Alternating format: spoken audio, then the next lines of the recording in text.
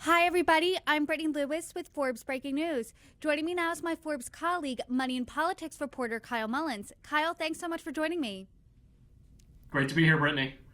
I obviously have to extend a big congratulations. You and your team have estimated the net worths of all of the Supreme Court justices. They are all compiled now. And let's kick off this conversation by talking numbers. How much collectively is this list worth? Brittany, this has been the product of a lot of digging for me and my colleague Zach Everson.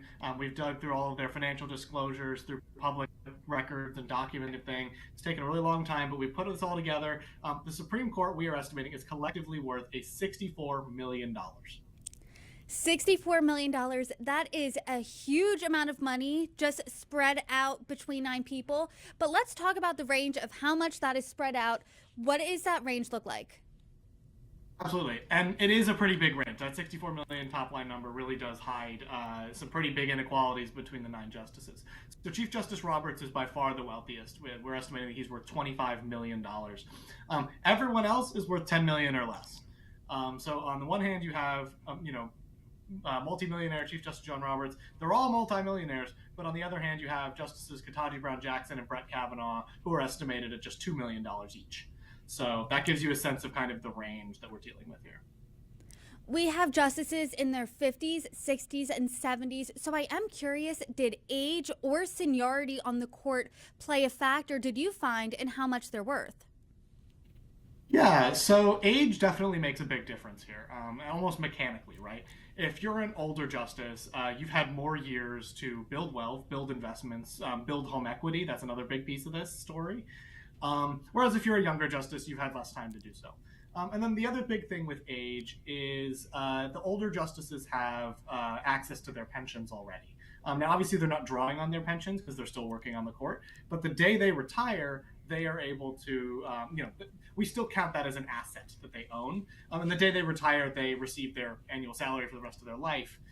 So we count that as an asset, right? And the justices that are under 65, it's counted at zero because if they retired tomorrow, they wouldn't be eligible for that pension.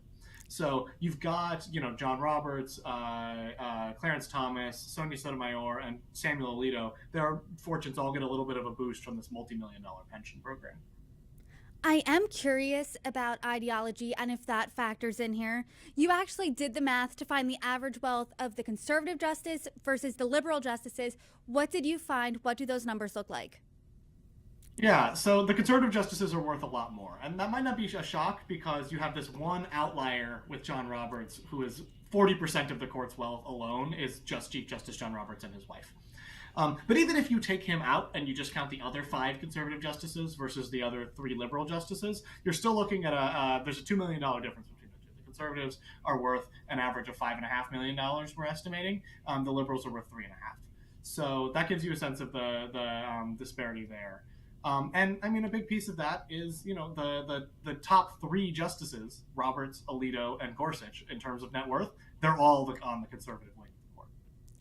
I would highly recommend that everyone visits Forbes.com to look at this story and look how beautifully it's laid out. You can see everyone's net worth, what their assets look like, everything like that. And I am curious, after parsing through all of their fortunes, digging in and investigating for months, what are some of the trends that you saw on this list? I think the most interesting thing I saw was the impact of whether or not someone did private practice before they went into a public service career, what the impact that made. Because in general, the justices that did private practice, that showed up later on in their network. Chief Justice John Roberts, of course, he had a very lucrative career in private practice. So does his wife, who is a very prominent legal recruiter in Washington, and she's been the big earner after he became a judge. And then same thing with Neil Gorsuch, right? Justice Gorsuch, before he became a judge, again, had a very lucrative career in private practice. Even someone like Sonia Sotomayor, who made most of her wealth after she joined the court, we see early on in her life, private practice is what gave her enough money. She was living in New York at the time, not exactly a cheap city.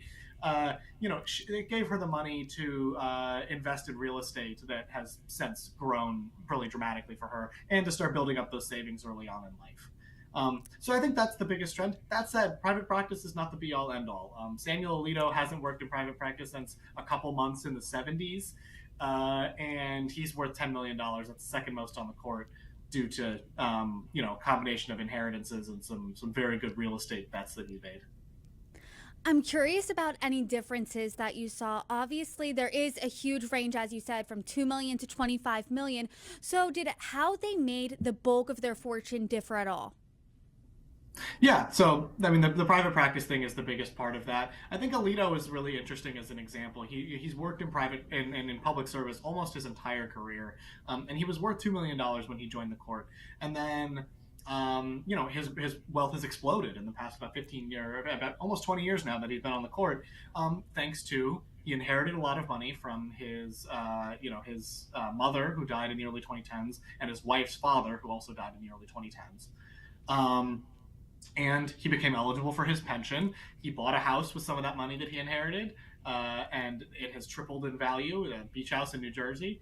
That's I think that's one of the more interesting things. The other interesting thing I'll note, I think we're going to talk a little bit about investments, but almost all the justices are mostly invested in things that try to help them avoid direct conflicts of interest. So that's things like mutual funds, index funds, bonds, that kind of thing.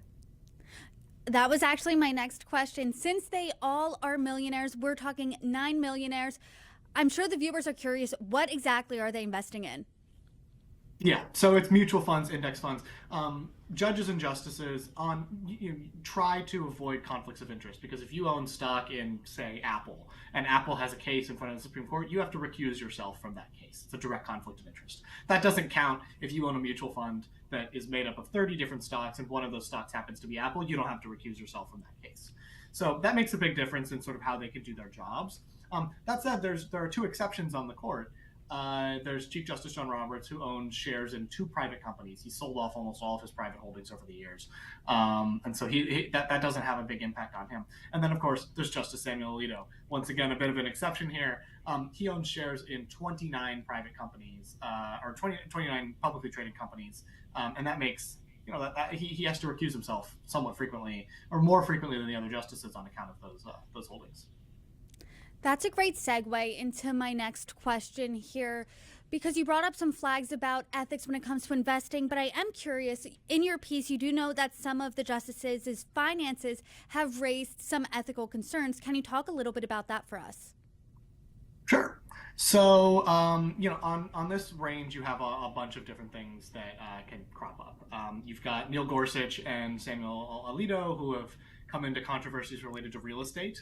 Justice Alito's wife leased a plot of land that they own in Oklahoma to an oil and gas firm, and at the same time, he's making rulings regarding the regulation of fossil fuels. That's a little bit controversial. Neil Gorsuch, he had a partial stake in a property, a vacation home that after he became a justice, he sold. Turned out it was sold to the head of a major law firm that had cases in front of the court. That looked a little funny. Justice Sonia Sotomayor, most of her wealth came from book deals.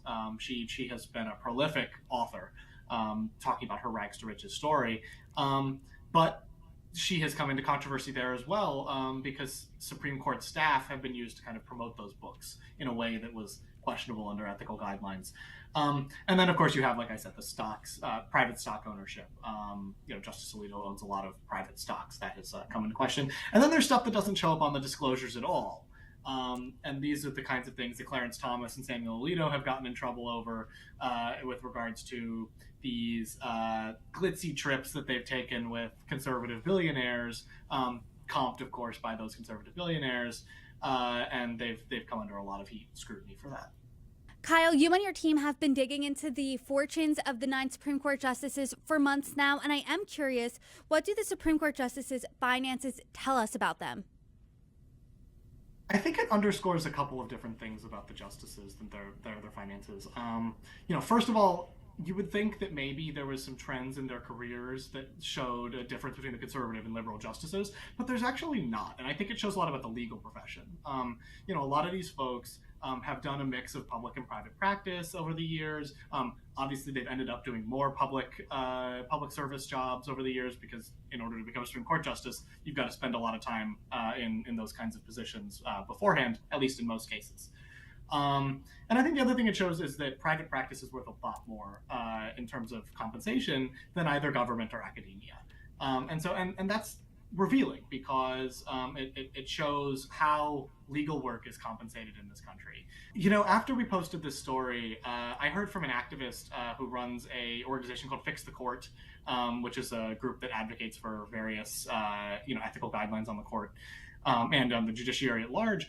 And they pointed out that one of the things we could do to try to fix some of these ethical issues that have come up on the court, these glitzy vacations, these giant book deals that they're signing that sometimes raise ethical issues, that kind of thing, is to actually pay the justices more. They're already making $250,000, $300,000 a year. That's plenty of money, right? But that's still not a lot compared to the if you're at the top of your field as a partner at a big law firm, you're making millions of dollars a year. And so if you actually paid the justices more to make, and and other public servants, paid judges more, paid solicitor generals more, all of the these lawyers across the political spectrum, you wouldn't have the government competing with private practice to for the best people, right? And so that I thought was a really interesting point that I don't think we got into in our reporting. Maybe it's something we'll look into further. Well, Kyle, that wraps this project. Thank you so much for all of your reporting. I appreciate it, and I hope you join me again soon. Brittany, it's always great to talk to you. I'm sure I'll be back talking about my next story.